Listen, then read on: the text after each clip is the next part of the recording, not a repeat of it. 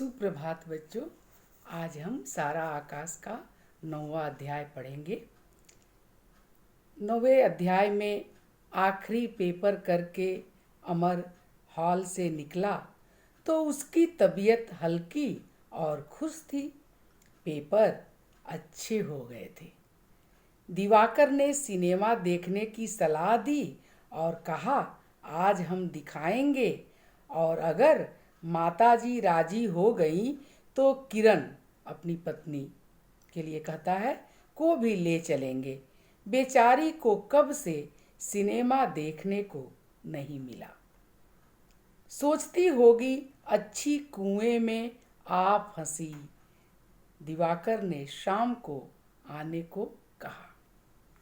Summer घर आया तो उसे पता चला कि मुन्नी के पति उसे लेने आए हैं और बाबूजी को उनसे बातें हो रही हैं। बाबूजी से उनकी बातें हो रही हैं। 2-2.5 साल से सुध नहीं ली और अब लेने आए हैं। इतना मारा पीटा कि उसके शरीर पर अभी तक निशान बने हुए हैं। आज उनको आते देखकर सभी हक्के बक्के रह गए। बैठक में बाबूजी और उनके दामाद की गंभीरता पूर्वक बातें चल रही थी। आखिर मामला क्या है, जानने के लिए घर के सभी लोग पास घिर आए। बाबूजी दामाद की खुशामद और माफी मांगने पर संतुष्ट हो गए और रात को खाना इत्यादि खिला चुकने के बाद बाबूजी ने अम्मा को बताया कि कल मुन्नी जाएगी सुबह 10 बजे की गाड़ी से। सारे घर में सन्नाटा छा गया। माँ झुझलाकर बोली, बैठो तो सही, कुछ बताओगे भी कि चले आए। कल मुन्नी जाएगी, ऐसी क्या आफत आ गई अब निपूते पर? 2 साल से कौन सी मक्खी छींक गई थी? मुन्नी एक और दीवार से लगी पहले ही बैठी थी। भाभी भी बच्ची को सुलाकर वहां आ गई। प्रभा नहीं दिखाई दी। बाबूजी ने बताया कि वह यानी दामाद बहुत माफी मांग रहा है। अब कभी कोई शिकायत नहीं आएगी। बिरादरी का दंड भुगतने को भी तैयार है। जो औरत उसने अपने घर में रखी थी वह सब कपड़े जेवर समेटकर चंपत हो गई। कुंवर ने मुन्नी को न भेजने की राय दी। अम्मा की भी यही राय थी। बाबूजी ने विश्वास दिलाते हुए कहा, भाई वह कसम खा रहा है, विश्वास दिलाता है। बातों से भी लगता है कि अब समझ आ गई है। धीरज की माँ, हो गई गलती एक बार, अब क्या कोई जिंदगी भर वही करता रहेगा? इस उम्र में आदमी की को होश नहीं रहता। हमने उससे सारी बातें साफ साफ कर ली हैं। अम्मा नहीं मानी। उसी तरह लापरवाही से बोली, तुम्हारी बातों का क्या है? जिसने जैसा समझा दिया वैसा ही मान गए। इस बात पर बाबूजी को गुस्सा आ गया।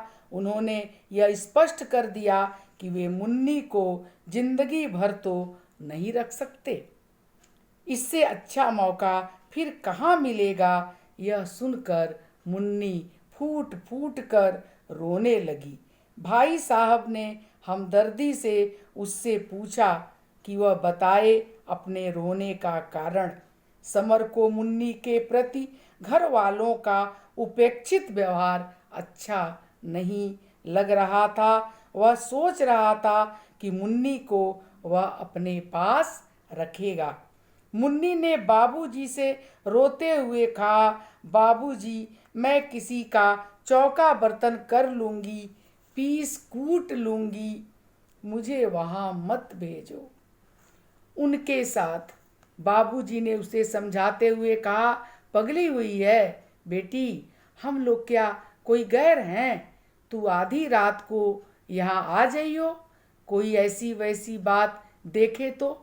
यह तेरा घर पहले है, हमारा बाद में, पर तू इस बार तो मान जा, अब कोई बात न होगी। मुन्नी फपक फपक कर रोने लगी। नहीं बाबूजी, मुझे इस कुएं में मत ढकेलो बाबूजी।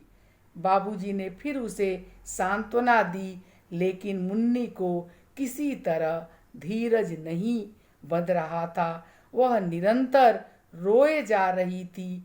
बाबूजी के सामने किसी की भी नहीं चली। अगले दिन सुबह मुन्नी को विदा कर दिया गया। सभी की आंखें सजल थीं। प्रभा से लिपटकर मुन्नी इस तरह रोई जैसे दोनों जन्म जन्मांतरों को विदा ले रही हैं। सभी को उसके यानी मुन्नी के जाने से दुख हो रहा था, पर समर को अत्यंत दुख हो रहा था। वह अपनी कोठरी में किवाड़ बंद करके बैठ गया। पूरे घर में मुन्नी के जाने से उदासी छाई हुई थी। यहाँ तक जो है आपके 9वें अध्याय में है, यानी मुन्नी का जो पति, मुन्नी की कहानी आप इसके पहले अध्याय में पढ़ चुके हैं कि किस तरह मुन्नी अपने पति के अत्याचारों से त्रस्त होकर अपने पिता के घर रह रही थी। 2 साल हो गए थे, पति ने कोई खोज खबर नहीं ली थी। उसने एक औरत को अपने घर में रखा हुआ था, एक रखैल को रखा हुआ था, और उसके सामने ही मुन्नी को बहुत प्रताड़ित करता था। इतना अधिक प्रताड़ित उसने किया कि मुन्नी को अपने पिता के घर लौटना पड़ा था। और उसने इतना अधिक उसे मारा पीटा था कि 2 साल बाद भी मुन्नी के शरीर से वे निशान नहीं मिटे थे। और पूरे परिवार में किसी का मन नहीं था कि मुन्नी दोबारा अपने पति के घर वापस लौटे। पति को भी कोई परवाह नहीं थी। 2-2.5 साल हो गए थे, उसने कोई खोज खबर नहीं ली थी। पिता ने चिट्ठी लिखी, मुन्नी के पिता ने, बिरादरी ने प्रश्न किया, लेकिन उस आदमी पर कोई असर नहीं हुआ और न वह एक बार भी आया था। उसे बिरादरी का भी डर नहीं था। तो मुन्नी, ये मान लिया गया था कि मुन्नी अब जीवन भर के लिए यहीं पर रहेगी। समर अब मुन्नी को बहुत प्यार करता था, बहुत मानता था, और वह कदापि नहीं चाहता था कि मुन्नी वापस अपने ससुराल जाए। हालांकि मुन्नी की सास जो बहुत उस पर अत्याचार करती थी वह अब नहीं रही थी। इसके बावजूद जो है मुन्नी को उसके पति के साथ भेजने के लिए समर तैयार नहीं था, क्योंकि उसका पति ही गलत था। उसका पति इतना ज़्यादा गलत था कि वह इतने अधिक अत्याचार उसने मुन्नी पर किए थे कि जिसको सुनकर रोंगटे खड़े हो जाते थे। इतना अधिक अत्याचारी था। और वही पति अब मुन्नी को लेने आ गया इतने दिन बाद, और वो कह रहा है कि अगर बिरादरी हमारे ऊपर अगर कोई सज़ा यानी कुछ पैसे देने पड़ते हैं, बिरादरी को खिलाना पिलाना पड़ता है, क्योंकि बिरादरी ने उसे बाहर कर दिया था। तो कहता है कि मैं पेनाल्टी भरने को तैयार हूँ, जितना भी पैसा लगेगा मैं करूँगा, लेकिन मैं मुन्नी को ले जाऊँगा। पिता कहता है कि अब तक तो पता चलता है कि वो जो रखैल थी वो सारे गहने कपड़े लेकर भाग गई थी, और उसके भाग जाने के कारण इनकी आंखें खुली थी। दरअसल ये था कि अब विकल्प नहीं था। अगर विकल्प होता तो मुन्नी को लेने नहीं आते। वो स्त्री भाग गई, इसलिए लेने मुन्नी को आए, क्योंकि उनका घर सुना है, उनके घर में काम काज करने वाला नहीं है, उनके पास स्त्री नहीं है, इसलिए वो मुन्नी को लेने आए हैं और माफ़ी मांग रहे हैं कि हमसे गलती हो गई थी, अब ऐसी गलती नहीं होगी, हमें क्षमा कर दीजिए और मुन्नी को विदा कर दीजिए।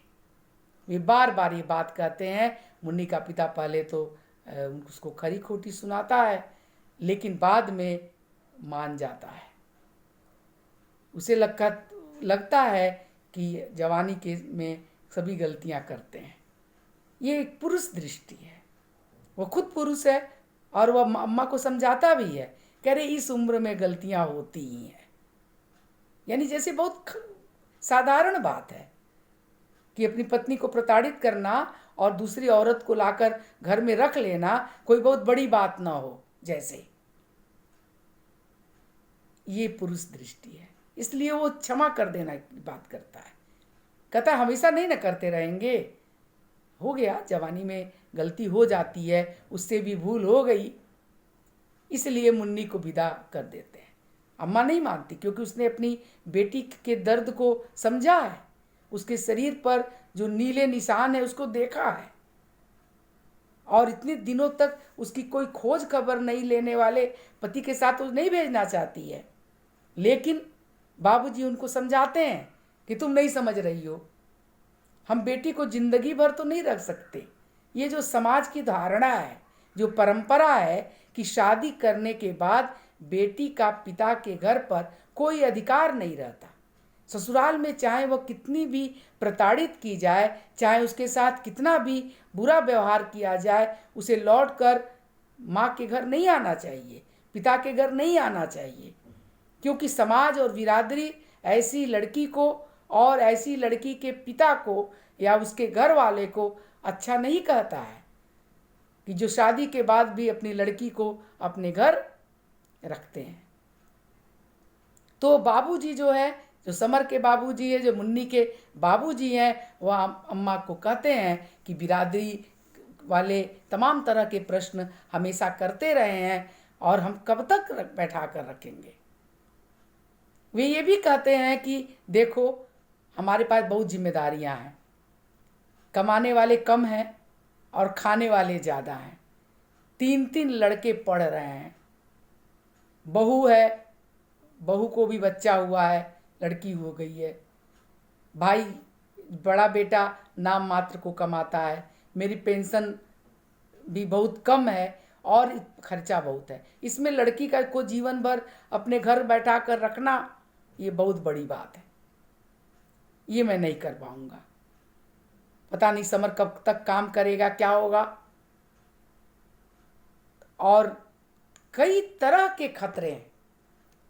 अगर एक पिता की दृष्टि से देखें तो समर के बाबूजी जो एक पारंपरिक पिता हैं, वे न तो बिरादरी को नाराज करना चाहते हैं, न समाज में लोगों की बातें सुनना चाहते हैं।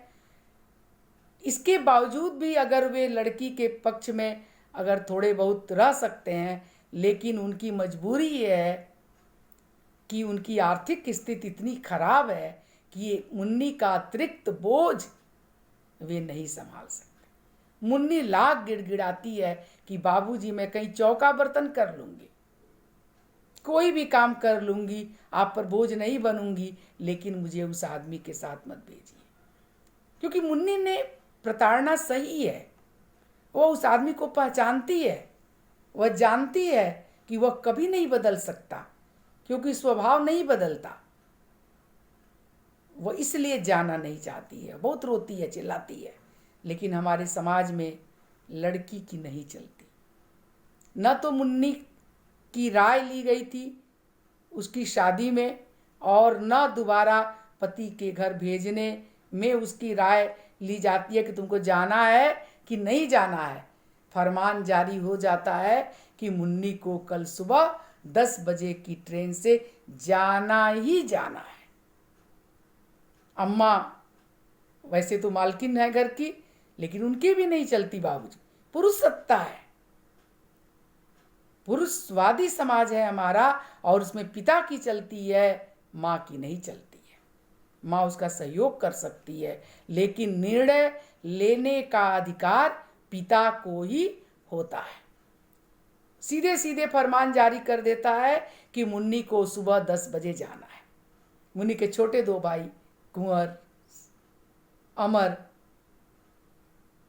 भी मना करते हैं कि मत भेजो दीदी को। समर तो बिल्कुल भी नहीं चाहता। उसने सोचा था कि जब वह नौकरी कर लेगा तो मुन्नी को अपने साथ रखेगा, लेकिन अभी उसके पर्चे खत्म हुए हैं, अभी उसका एग्ज़ाम ख़त्म हुआ है और वह घर आया है और उसके पहले ही ये घटना घट गई। आए हुए हैं बड़ा सा मुंह लेकर दामाद जी बेटी को विदा कराने, और पिताजी मान भी गए। जब मुन्नी रोती है कि पिताजी मुझे जहर दे दीजिए, मुझे मार डालिए, फिर लेकिन वहाँ मत भेजिए, तो वो पिताजी भी द्रवित होते हैं। कहते हैं कि ऐसा है कि अब एक बार मेरी बात मान लो, तुम चली जाओ। अगर इस बार उसने कुछ भी किया तो कभी भी तुम चली आना, मेरा घर का दरवाज़ा तो खुला है, लेकिन अभी चली जाओ, एक बार मेरी बात मान लो।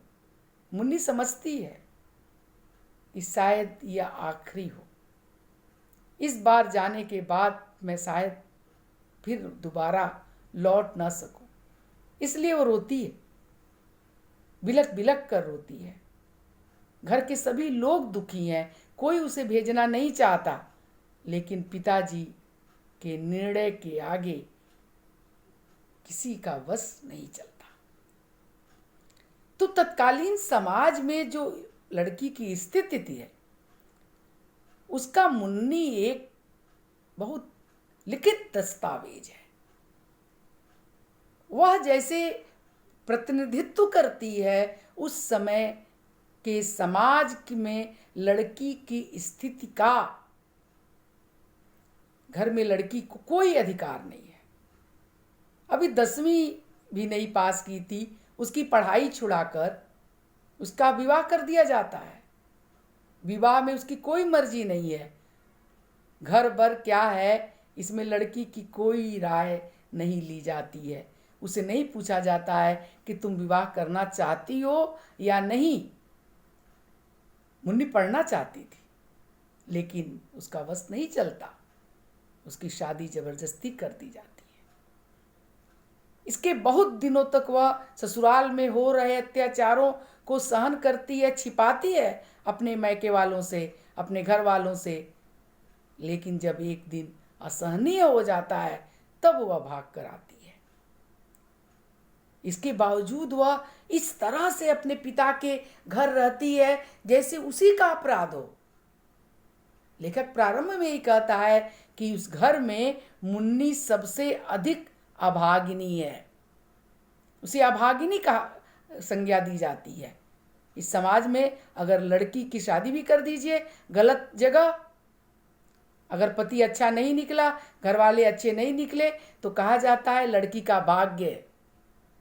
ये हमारे समाज की परंपरा थी और काफ़ी हद तक आज भी ये परंपरा पूरी तरह तो नहीं बदली है। स्थितियां बदली हैं, लेकिन उतनी नहीं बदली हैं जितनी बदलनी जरूरी है।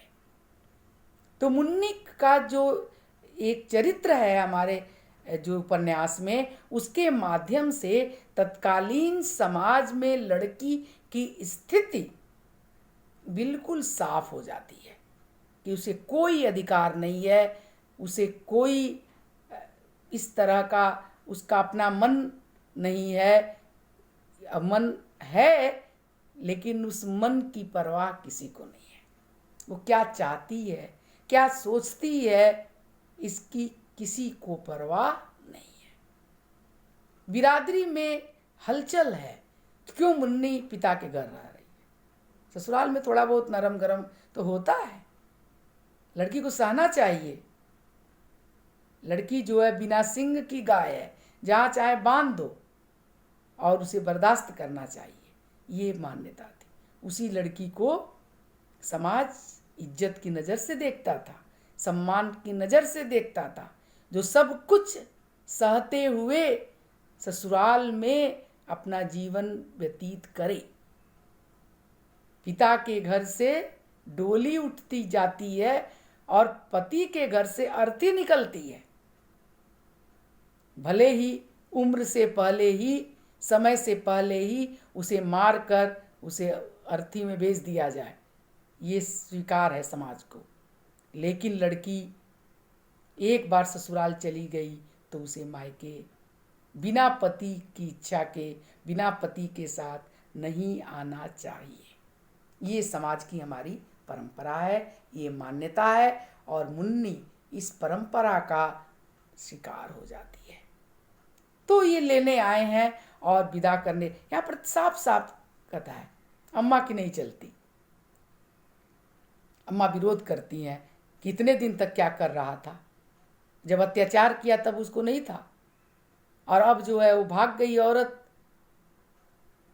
दूसरी, तब आया है। वो विरोध करती है, छटपटाती है, वो नहीं चाहती है कि वो अपनी बेटी को विदा करें, लेकिन पिता एक नहीं सुनते। भाई विरोध करते हैं, लेकिन सभी अभी बेरोजगार हैं, उनकी नहीं चलती। छोटे भाई हैं, समर बड़ा है लेकिन उसकी नहीं। अमर और कुंवर छोटे हैं, उनकी तो बात ही नहीं सुननी है। लेकिन समर दबी जुबान में, क्योंकि उससे भी पिताजी नाराज ही रहते हैं कि वो पढ़ रहा है, चाहते हैं कि पढ़ाई वढ़ाई छोड़कर नौकरी करे, किसी तरह वो पढ़ रहा है। खैर, अब इंटरमीडिएट की परीक्षा समाप्त हो गई है, अब वो थोड़ी निश्चिंत हुआ है और आगे भविष्य की योजना बनाने में लगा हुआ है। और आज दिवाकर ने कहा कि आज हम लोग फिल्म देखने शाम को चलेंगे, और वो घर आता है कि मैं फिर घर से जाऊंगा, क्योंकि बहुत दिनों से जो उसके परीक्षा का जो भय था वह आज समाप्त हुआ था। लेकिन घर आते ही एक नई आपदा जैसे उसका इंतजार कर रही थी। दिवाकर की पत्नी भी अपनी सास से परेशान है। दिवाकर कहता है कि अम्मा का जो है, अगर उसको सिनेमा ले जाएंगे तो उनका मुंह फूल जाएगा। यानी ये नहीं था कि जिस परिवार की आर्थिक स्थिति खराब थी, निम्न मध्य वर्ग में ही नहीं बल्कि उच्च मध्य वर्ग में भी स्त्री की स्थिति बड़ी दयनीय थी। दिवाकर के घर में पैसे की कमी नहीं थी, लेकिन फिर भी उसकी सास यानी उसकी माँ अपनी बहू के साथ बहुत बुरा व्यवहार तो नहीं करती थी, लेकिन उसको स्वतंत्रता नहीं देना चाहती थी। वो पति के साथ घूमे फिरे, सिनेमा जाए, इसकी वे पक्षधर नहीं थे। तो ये जो समाज में मुन्नी के माध्यम से, फिर शुरू में ही दिवाकर की पत्नी के माध्यम से बताया गया कि उसको स्वतंत्रता जो मिलनी चाहिए वह नहीं मिल रही है। और दिवाकर कहता है कि मैं उसको भी साथ, किरण को साथ ले चलना चाहता हूँ सिनेमा देखने, लेकिन माताजी का ये डर है। लेकिन फिर भी वो ले जाता है। इधर घर आने पर आप देखते हैं कि मुन्नी का पति आया हुआ है, और इसी अध्याय में आप देखते हैं कि अम्मा की भी, जो परिवार में शुरू से ही बहुत तेज बोलने वाली, प्रभा को बहुत ही शासित करने वाली अम्मा को भी उस परिवार में क्या अधिकार है? निर्णय लेने का अधिकार नहीं है। जो स्त्री को निर्णय लेने का अधिकार मिलना चाहिए, जिसकी बहस आज होती है कि स्त्री को भी निर्णय लेने का अधिकार होना चाहिए, ये अधिकार उस समय तत्कालीन समाज में अम्मा को नहीं है। वो अपने बहू को शासित कर सकती है, लेकिन उस पर उसके पति का ही शासन है। पति ने निर्णय ले लिया तो उसको सिर्फ उस पर अमल करना है। उसकी क्या इच्छा है, वह क्या चाहती है, क्या सोचती है, इससे बाबूजी को कुछ लेना देना नहीं है। बाबूजी ने निर्णय ले लिया तो अम्मा को उस निर्णय को मानना ही होगा। तो 3 स्त्रियां सामने आती हैं इस अध्याय में। पहले किरण और उसकी सास, और इधर मुन्नी और अम्मा। प्रभा का इस अध्याय में ज़्यादा जिक्र नहीं है, बस प्रभा को सहानुभूति है मुन्नी से, और वो कतई नहीं चाहती है कि जो है मुन्नी को भेजा जाए। लेकिन वो तो वैसे ही दबाई हुई बहू है, उसको तो बोलने का अधिकार ही नहीं मिला है। वो चुपचाप है, ज़्यादा नहीं बोल पा रही है। क्या बोले, वो जानती है उसकी बात सुनी नहीं जाएगी। तो इस अध्याय में तत्कालीन समाज में स्त्री की जो स्थिति है वो साफ साफ नजर आती है इन 3-4 स्त्री पात्रों के माध्यम से। इसके पूर्व आपने देखा ही है कि जो है समर और प्रभा में अभी भी जो है सामंजस्य स्थापित नहीं हो पाया है, क्योंकि दोनों अभी उतने मैच्योर नहीं है बुद्धि के स्तर पर। अभी उनकी उम्र भी कम है और अभी विद्यार्थी जीवन से तुरंत निकलकर अभी 10वीं पास करके प्रभा आई है, और ये समर जो है अभी 12वीं की परीक्षा दे रहे थे। तो ये बच्चे वयस्क नहीं हैं, इनकी बुद्धि उतनी परिपक्व नहीं है, इसलिए इनके अंदर ईगो भी कुछ ज़्यादा ही दिखाई दे रहा है। विशेषकर समर में हठ, उसके अंदर हठ धर्मिता है। उसको लगता है कि प्रभा को उससे बात करनी चाहिए। वह ये मनोविज्ञान नहीं समझ पाता कि कोई भी लड़की नए घर में जाकर अपने आप बात करना शुरू नहीं कर पाती है। वो भी उस समाज में जो बंद समाज था, जो 1950 के आसपास का जो समाज था, उस समाज में जो समाज एक परिवर्तन से गुजर रहा था, उस परिवर्तन के समय में स्त्री और भी दबी हुई थी, दबी कुचली स्त्री थी। अभी उसको पढ़ने का अधिकार मिलना शुरू हुआ था, इसलिए प्रभा 10वीं पास कर ली थी। लेकिन आपने देखा कि मुन्नी को पढ़ाई छुड़ा दी गई थी और भेज दिया गया था। पिताजी कहते भी हैं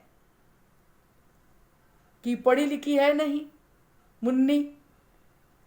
यहाँ एहसास होता है उनको कि अगर लड़की की शिक्षित होती तो कोई काम कर सकती थी, कोई नौकरी कर सकती है, लेकिन मुन्नी पढ़ी लिखी नहीं है।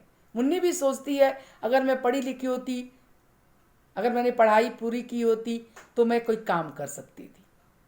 लेकिन उस समय लड़की का पढ़ना भी मानो अपराध हो। प्रभा 10वीं पास है, इसलिए उसको हर बात में उसकी पढ़ाई को कोसा जाता है। ऐसा लगता है कि उसने पढ़कर अपराध किया हुआ है। हर चीज में पढ़ी है ना, पढ़ी थी ना कहकर उसको अपमान किया जाता है। मुन्नी को पढ़ने नहीं दिया जाता है तो मुन्नी कहती है कि मैं चौका बर्तन करूंगी। जो लड़की शिक्षित नहीं है वह जरूरत पड़ने पर, आपदा पड़ने पर क्या करेगी? घरेलू काम ही कर सकती है। कहती मैं चौका बर्तन करूंगी, दाई का काम कर लूंगी, उससे 2 रोटी कमा सकती हूँ। अगर शिक्षित होती मुन्नी तो क्या ये कहानी परिवर्तित नहीं होती? मुन्नी आज की स्त्री होती तो विरोध कर देती कि नहीं, मैं नहीं जाऊंगी, मैं अपनी पढ़ाई पूरी करूंगी, मैं नौकरी करूंगी और अपने पैरों पर खड़ी होंगी। लेकिन आज की स्त्री नहीं है मुन्नी, वो एक दबी कुचली लड़की है, ऐसे बंद समाज की लड़की है, संक्रमणकालीन समाज की लड़की है, जहाँ पर उसको बोलने का अधिकार नहीं है, विरोध करने का अधिकार नहीं है, इनकार करने का अधिकार नहीं है। ये है मुन्नी। अक्सर मुन्नी के चरित्र के बारे में पूछा जाता है। अक्सर मुन्नी के माध्यम से उपन्यास में नारी की स्थिति के बारे में प्रश्न पूछा जाता है, तो आप साफ साफ बता सकते हैं कि मुन्नी वह प्रतिनिधि है जो उस समय के समाज का सारी स्थिति को स्पष्ट कर देती है कि उस समय समाज में नारी की क्या स्थिति थी, लड़कियों की क्या स्थिति थी, बहू की क्या स्थिति थी और कितना उनको अधिकार था। शून्य। आप कह सकते हैं कि इसमें जो है सास के रूप में जो अम्मा हैं वो बड़ी दबंग हैं, तो उनका भी दोष है। आप कह सकते हैं कि भाभी जो है वो जो है थोड़ी खलनायिका की भूमिका में दिखाई देती है उपन्यास में। दरअसल ये स्त्रियां भी दबाई हुई स्त्रियां हैं। जिस समाज में स्त्री दबाई जाती है वो स्त्रियों में उसी तरह के संस्कार डेवलप हो जाते हैं। सास अपनी बहू को प्रताड़ित क्यों करती है? इसलिए प्रताड़ित करती है कि वह अपनी सास के द्वारा प्रताड़ित हुई थी और उसको बताया गया था, एक घुट्टी पिलाई गई थी कि बस स्त्री को ऐसे ही होना चाहिए। इसलिए अम्मा ऐसे दिखाई देती है, इसलिए भाभी ऐसी दिखाई देती हैं, जो अपनी ही स्त्री जाति पर अत्याचार करती हुई, अन्याय करती हुई दिखाई देती हैं। इसका कारण क्या है? ऐसा नहीं है कि वे बड़ी अधिकार संपन्न स्त्रियां हैं। आपने देखा कि एकदम कलई उतर जाती है, एकदम साफ साफ नजर आने लगता है कि जब अम्मा की एक नहीं चलती मुन्नी को विदा करने के समय, साफ उनकी कोई बात नहीं मानी जाती। वे विरोध करती हैं, कहती हैं, चिड़चिड़ाती हैं, दुखी होती हैं, रोती हैं, लेकिन उनको उसी बात पर चलना है, उसी निर्णय को मानना है जो उस घर के पुरुष ने यानी पिता ने, जो घर का मालिक है, उसने तय कर दिया है। तो मुझे लगता है कि ये आप स्पष्ट कर सकते हैं कि तत्कालीन, मैंने पहले बताया, तत्कालीन का मतलब होता है उस समय का। अगर इस तरह का प्रश्न आता है तो आप थोड़े भी कोई दुविधा में ना पड़ें। तत्कालीन का मतलब तत् माने उस समय, यानी जिस समय ये उपन्यास लिखा गया, यानी 1950 के आसपास। और अगर पूछे कि समकालीन, तो समकालीन का मतलब ये जो समय चल रहा है। तो कभी कभी ऐसे भी प्रश्न पूछा जा सकता है कि तत्कालीन उपन्यास की तत्कालीन और समकालीन स्त्री की स्थिति में क्या परिवर्तन हुआ है। तो आपको स्पष्ट करना होगा कि तत्कालीन समाज में जो स्त्रियां, जो उपन्यास के माध्यम से जो सामने आती हैं, अम्मा, भाभी, प्रभा, मुन्नी और दिवाकर की पत्नी, इसके अलावा कुछ अन्य स्त्री पात्र भी इस उपन्यास में आगे आएंगी, जिसका जो सभी प्रताड़ित हैं, सभी शोषित हैं, सभी उसी बंधन में हैं, छटपटा रही हैं उस पराधीनता में।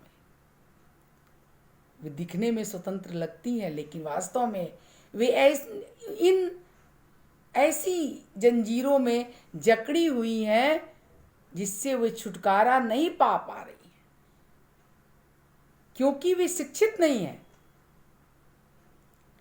प्रभा सोचती है कि वह नौकरी कर लेगी, टीचर बन जाएगी, 10वीं पास लड़की टीचर बन सकती थी तत्कालीन समाज में।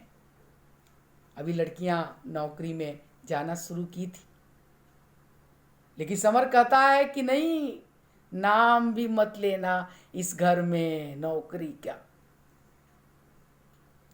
लड़की बहू नौकरी करे, इससे बड़ा अपमान निम्न और मध्य वर्गीय परिवार में नहीं माना जाता था। वो पढ़ी लिखी है वही अपराध था, और नौकरी करने लगे तब तो वो महा अपराध हो जाता। ये समाज था, तत्कालीन ये समाज था। आज ऐसी स्थिति नहीं है। लड़की शिक्षित, लड़की की शिक्षा पर पूरा बल दिया जाता है।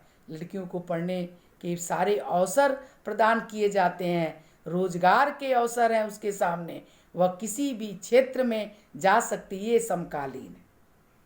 तो समकालीन जो स्त्री की स्थिति है और तत्कालीन जो स्थिति थी, उसमें जमीन आसमान का अंतर दिखाई देता है।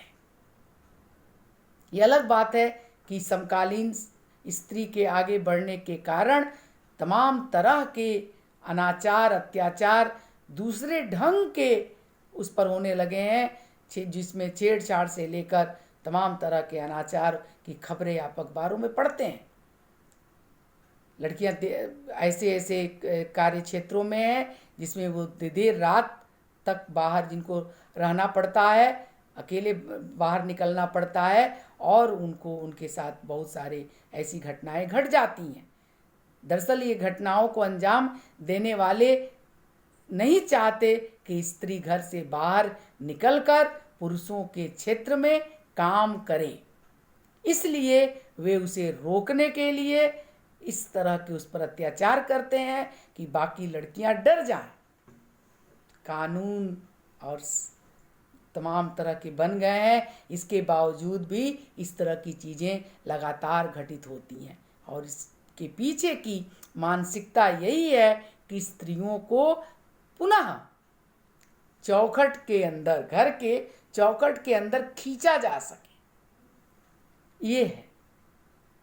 लेकिन फिर भी आज की स्त्री इन हादसों से, इन सारी चीज़ों से बिना डरे निरंतर आगे की तरफ बढ़ रही है। ये समकालीन स्थिति है। और तत्कालीन स्थिति में प्रभा चाहकर भी विरोध नहीं कर पाती, वो पर्दा नहीं करना चाहती, उसे बिल्कुल पसंद नहीं है कि वो पर्दा करे, लेकिन उस पर दबाव डाला जाता है। ससुर कहता है कि तब बेटी और बहू में क्या अंतर रह जाएगा, जब बहू भी बेटी की तरह ही रहे तो बहू और बेटी में क्या अंतर रह जाएगा। प्रभा छत पर अपने सिर के बाल धो लेती है। छत जो चारों ओर से चारदीवारी है और वो बैठ के सिर धुल लेती है, वो भी जाड़े की कपकपाती ठंड में, जबकि गर्म पानी की व्यवस्था नहीं है और उसको सिर धुलना है और मुन्नी उसका सिर छत पर धुला देती है धूप में। इसके लिए बाबूजी हंगामा कर देते हैं और बाबूजी हंगामा करते हैं तो माँ भी उनका समर्थन करती है।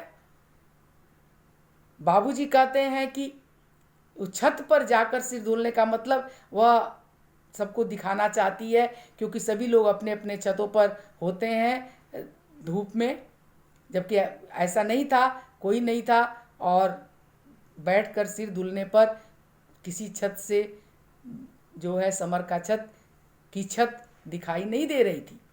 लेकिन उनका था कि बहू है और छत पर गई ही क्यों, उसे घर के अंदर पर्दे में रहना चाहिए। घर के अंदर पर विरोध करते हैं कि पर्दा नहीं कर रही है और से जाकर छत पर सिर धो दिया, छत पर चली जाती है। ये तो बहुत बड़ा अपराध है। बहुत जल्दी कटी सुनाते हैं। और माँ जो अम्मा है वे पति की बात का समर्थन करती हुई जले पर नमक छिड़कती हैं।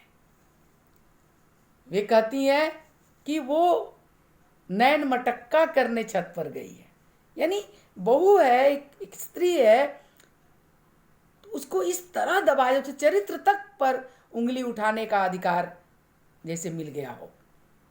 प्रभा इस बात को बर्दाश्त नहीं कर पाती है। वो अपना झुका हुआ सिर उठाकर अम्मा की ओर देखती है। वो विरोध में उठा हुआ सिर है कि इतनी एक गलत बात आप कैसे कह सकती हैं।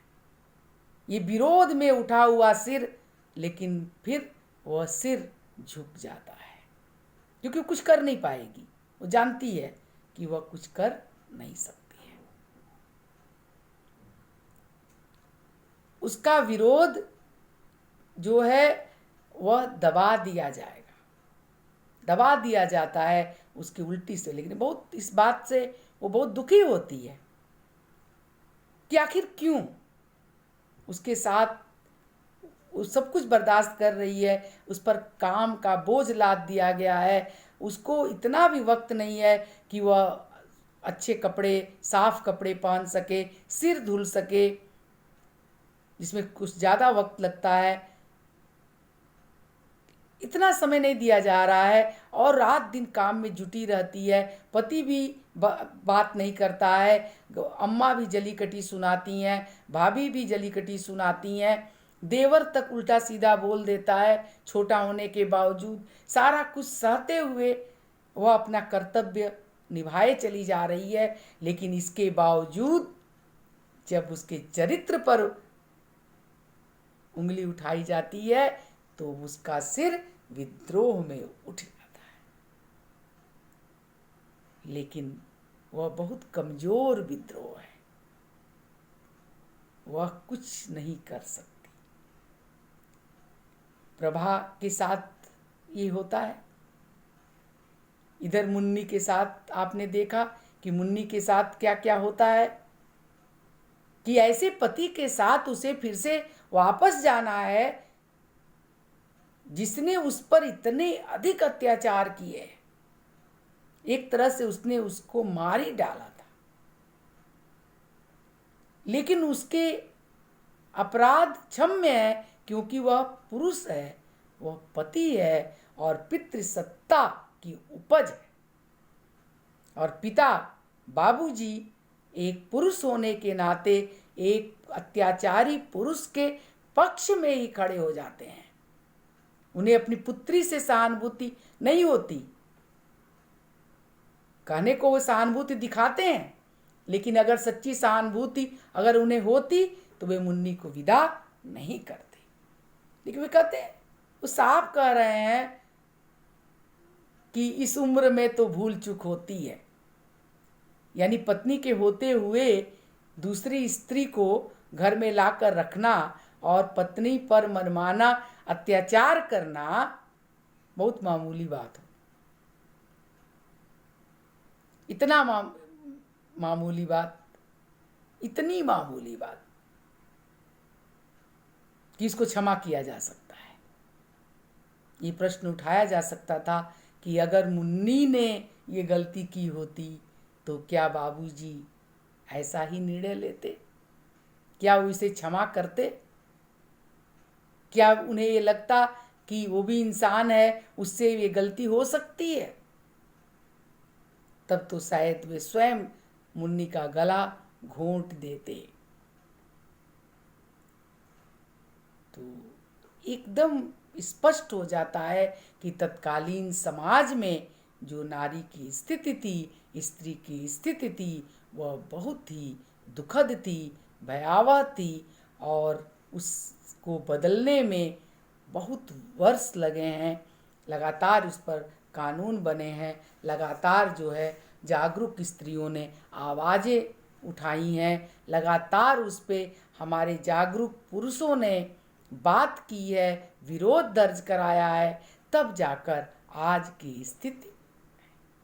आज भी पुरुष सत्ता है, लेकिन स्त्री को भी अधिकार मिला है। हमारे संविधान ने साफ साफ कह दिया कि हम लिंग के आधार पर कोई भेदभाव बर्दाश्त नहीं करेंगे। यानी हर क्षेत्र में स्त्रियां आगे बढ़ सकती हैं, चाहे शिक्षा हो, व्यवसाय हो, चाहे कोई भी जगह हो। हर चीज में स्त्रियां समान रूप से भागीदार होंगी। अगर इस आधार पर उनके साथ भेदभाव किया जाता है तो वह गलत होगा और उसके विरुद्ध जो है मुकदमा चलाया जा सकता है। पुलिस और कानून दोनों भी स्त्री सुरक्षा को लेकर जागरूक है। भले इस तरह कुछ नहीं था, पति मारता था। आज अगर स्त्री पुलिस थाने में जाकर रिपोर्ट दर्ज कराए पति के खिलाफ कि उसे मारता पीटता है, तो पति को सजा हो जाती है। अगर दहेज को लेकर अगर ससुराल वाले किसी लड़की को प्रताड़ित कर रहे हैं, बहू को प्रताड़ित कर रहे हैं, कुछ बोल रहे हैं, अगर उसने ये बात पुलिस में इत्तला दे दी तो पूरे ससुराल वालों को जेल हो जाएगी। तमाम कानून बन गए हैं। अब उस तरह की बिरादरी का भी उस तरह का खौफ नहीं है। पहले तो बिरादरी वाले परंपरा के खिलाफ जाने पर तुरंत जाति से बाहर कर देते, बिरादरी से बाहर कर देते। बिरादरी में भी उसको अब बिरादरी से नहीं, सीधे जो है हमारा जो कानून है, हमारी जो पुलिस सुरक्षा है, वह आगे आ जाती है।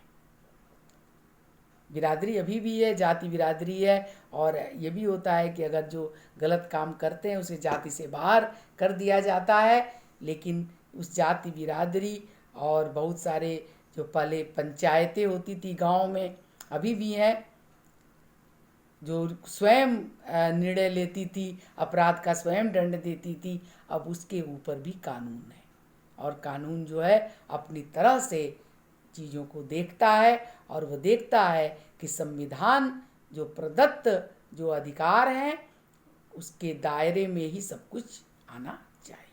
अगर कोई भी संविधान के खिलाफ काम करता है तो वो दंड का अधिकारी है।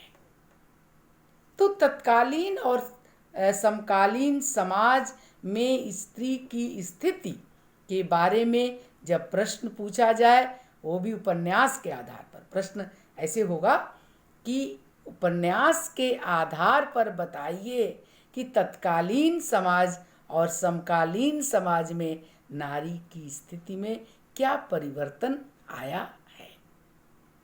तो आप स्पष्ट बताएंगे कि बहुत ही परिवर्तन आया है समाज में, और क्रमशः उदाहरण दे सकते हैं।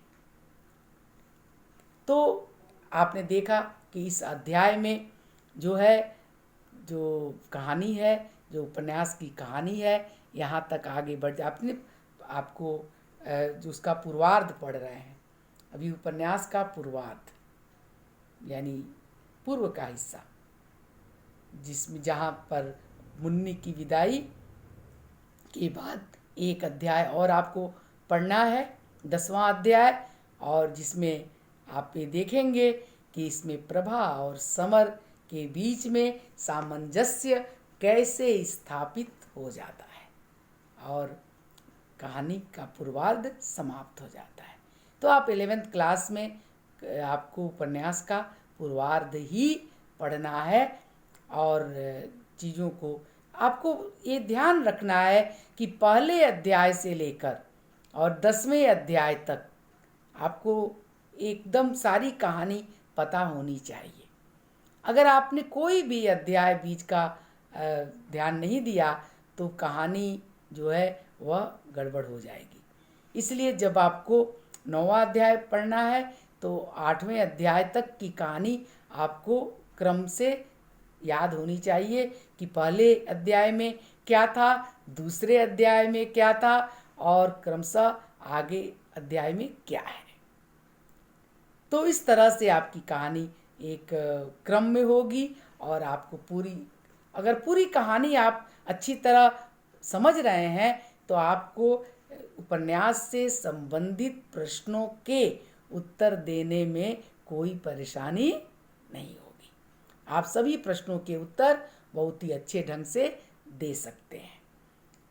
मुझे लगता है कि अभ्यास पुस्तिका भी आप अच्छी तरह से भर रहे होंगे कि मैं जिस तरह से उपन्यास के अध्यायों को, एक एक पॉइंट को, एक एक उसकी बातों को मैं स्पष्ट रूप से आपको समझाती जा रही हूँ, उसके आधार पर आप बहुत आसानी से सारा आकाश के प्रश्नों का उत्तर दे सकते हैं। तो अगर शुरू से कहानी कहाँ शुरू से शुरू होती है, मैं बार बार जो है पुरानी कहानी से यहाँ तक पहुँच रही हूँ, प्रथम अध्याय से 9वें अध्याय तक। कहानी कहाँ से शुरू होती है? समर की शादी हो गई है, आज उसकी सुहाग रात है। कहानी वहाँ से शुरू होकर 9वें अध्याय तक आ जाती है। तो इस तरह से आपको क्रम से सारी कहानी याद रखनी चाहिए। तो मुझे लगता है कि आप उपन्यास को पढ़ रहे हैं। बहुत सारे बच्चे ये कह रहे हैं कि उनके पास उपन्यास नहीं है।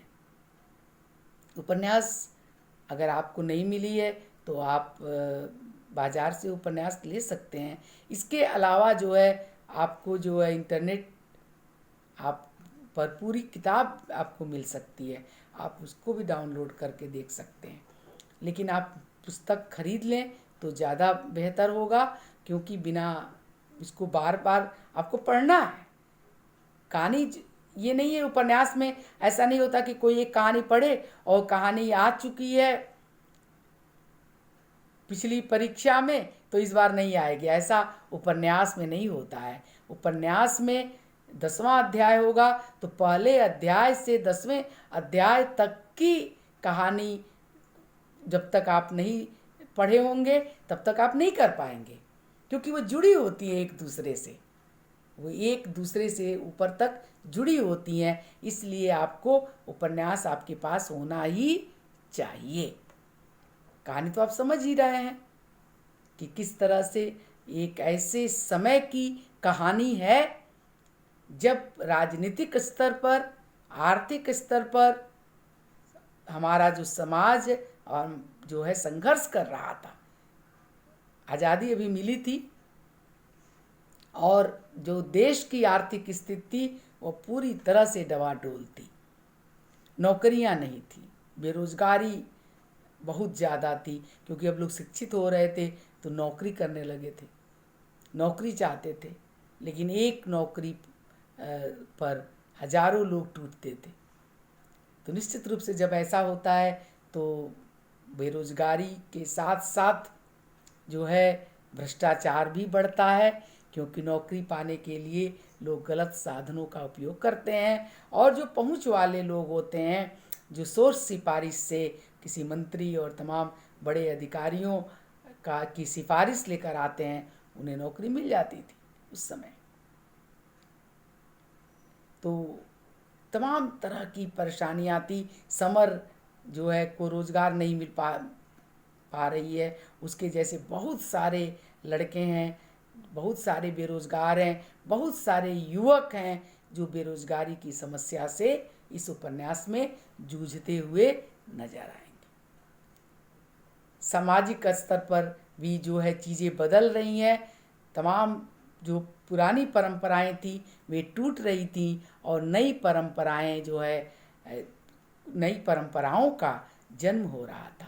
लड़कियों की शिक्षा, लड़कियों की नौकरी, लड़कियों की स्थिति पर ध्यान दिया जाने लगा था। ठीक है, फिर परिवार की आर्थिक स्थिति का भी प्रभाव जो है पड़ता है। तो आपने देखा कि समर के परिवार की स्थिति और दिवाकर के परिवार की स्थिति में किस तरह से थोड़ा बहुत अंतर दिखाई देता है।